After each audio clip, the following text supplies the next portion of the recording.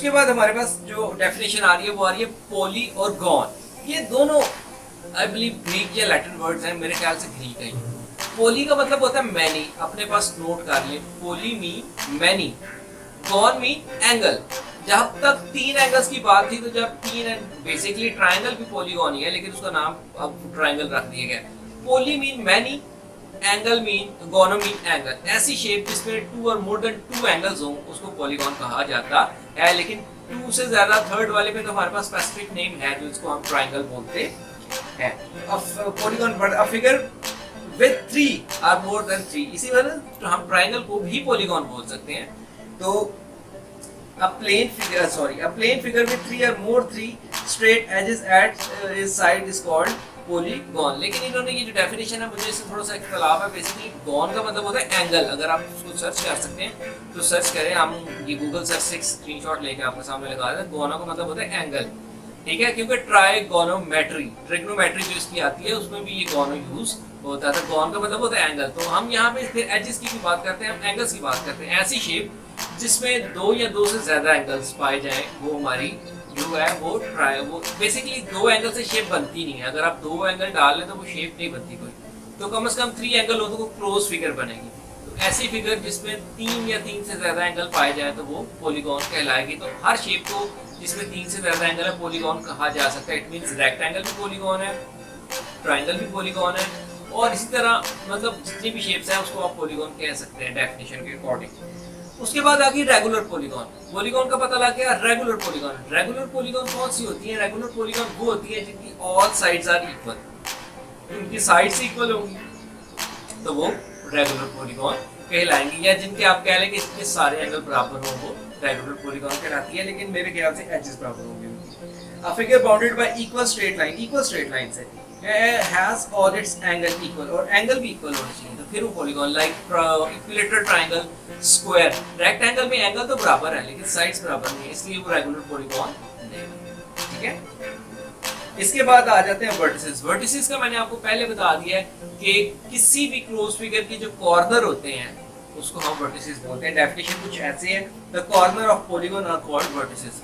Vertex होता है और इसके जो प्लूरल होता है वो वर्टिसेस होते हैं, ठीक है। अब उसके बाद आ गया the path locus, the path of an object moving according to the, वो पाथ जिसके गिर्द कोई चीज घूम रही होती है उसको लुकस बोलते हैं, ठीक है। डेफिनेशन इसकी आ गई। इसी की डेफिनेशन उन्होंने टॉप के ऊपर भी लिखी है लेकिन मैंने अपने ओन वर्ड्स में आपको डेफिनेशन उसकी लिखवाई। उसके बाद तीन डेफिनेशन बहुत ज्यादा इंपॉर्टेंट है। इन तीन डेफिनेशन को आप अगर याद कर लेते हैं तो इसमें से एक आधी जरूर, इस चैप्टर में से कम एक आधी दो, यानी अगर आपके पेपर में तीन शॉर्ट क्वेश्चंस के पार्ट है तो तीसरा सारा पार्ट इनमें से मिलके बनता है। यहाँ से मतलब ये इस चैप्टर की डेफिनेशन अगर आप सीखते हैं तो पीछे ऑलमोस्ट सब चैप्टर में यही डेफिनेशन घूम रही है। अब आ गया circumscribed circle. If a circle passes through all the vertices of polygon, ठीक है, the circle is said to be the circumscribed circle. About the polygon, the polygon is said to be inscribed in circle.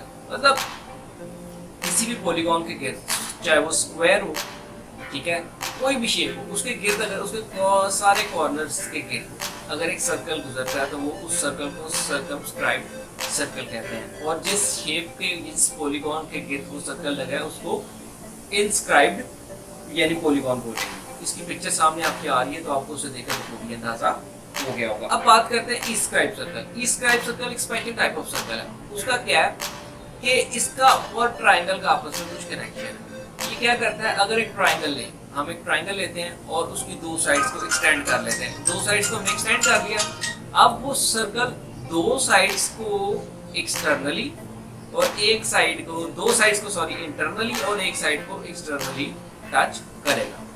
तो अब हम बात करते हैं inscribe circle. Inscribe circle basically special type of circle.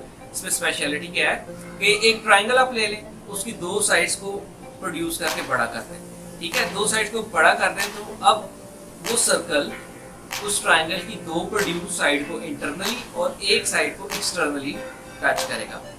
This special type of circle is known as escribed circle, और इसके centre को ई centre बोलेंगे और इसके रेडियस को ई रेडियस बोलेंगे। तो ये सारी डेफिनेशन इसी में हो गई। उसके बाद आ रहा है सर्कम सर्कल।